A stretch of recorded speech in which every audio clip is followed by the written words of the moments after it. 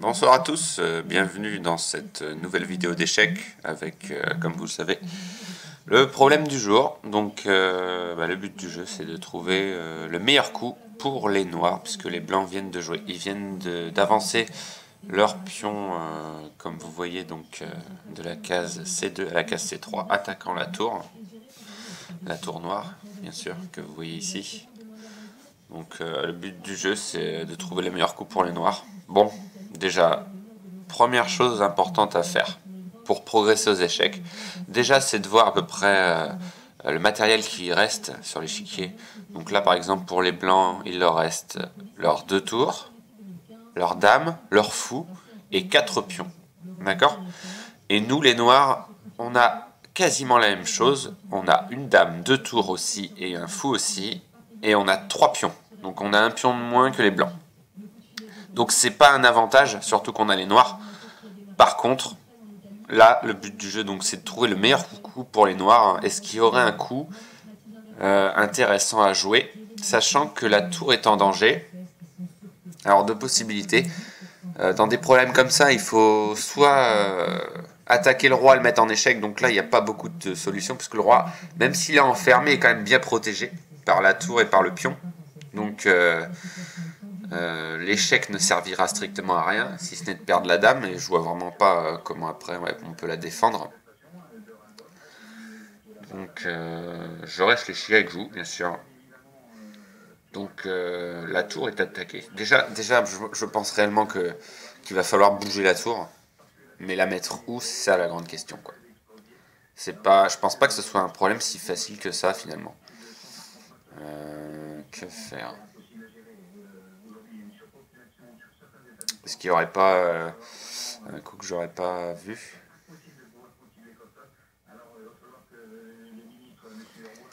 Est-ce que si je prends le risque de prendre le fou blanc, donc le fou qui est en... Je sais pas, vraiment, c'est pas évident.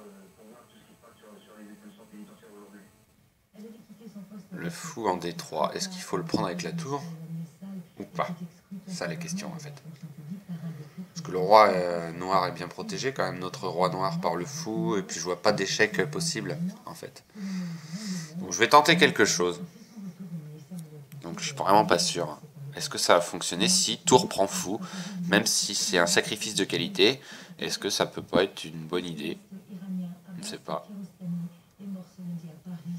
Je pense réellement que le problème doit être un bon niveau, parce que là je vois réellement pas trop de solutions pour le moment.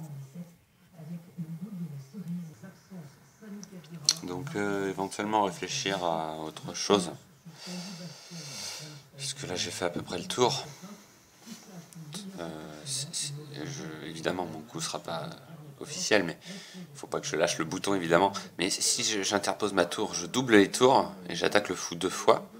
Ça peut être une bonne idée, mais est-ce que c'est pas un mauvais coup? Ça c'est sûr.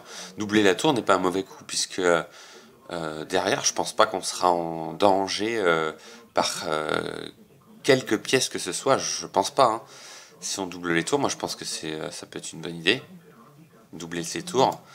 Donc encore, c'est pas encore un coup décisif, mais je pense pas que ce soit un mauvais coup de le faire. Voilà, c'est ça que je veux vous dire. C'est pas un mauvais coup de le faire. Après, l'idée première que j'avais, c'était tour prend fou. Tour prend fou. Et si dame prend tour, j'interpose ma dame ici. Est-ce que c'est pas mal aussi de faire ça? Ça peut être pas mal. Pas facile, hein, honnêtement. Est-ce qu'il n'y aurait pas un clouage aussi, par exemple? C'est pas facile du tout. Je peux pas faire n'importe quoi là, parce que là j'ai déjà rendu à 4 minutes de la vidéo, et il faudrait que je trouve quand même quelque chose.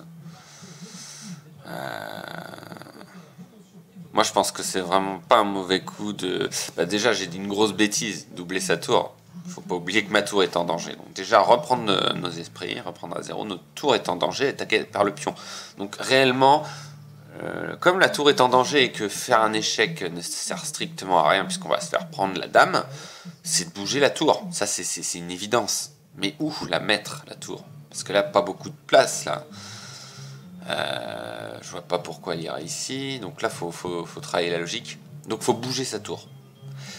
Tour prend fou. Est-ce que c'est pas mal? Moi, je pense que c'est pas mauvais de faire ça. Bah, je vais tenter. Je vais tenter tour prend fou. On va voir. Et non. Problème raté. Et non. Bah non. Ce sera pas pour cette fois. Pourtant, c'était un problème visiblement qui était extrêmement facile vu le niveau. 1440 points l'autre. Donc, honteux pour moi. Bah, c'est raté pour ce problème. Et puis, je vous tiens informé évidemment de la résolution de ce problème du jour qui pourtant paraît facile au premier abord. Donc, on peut réessayer le problème.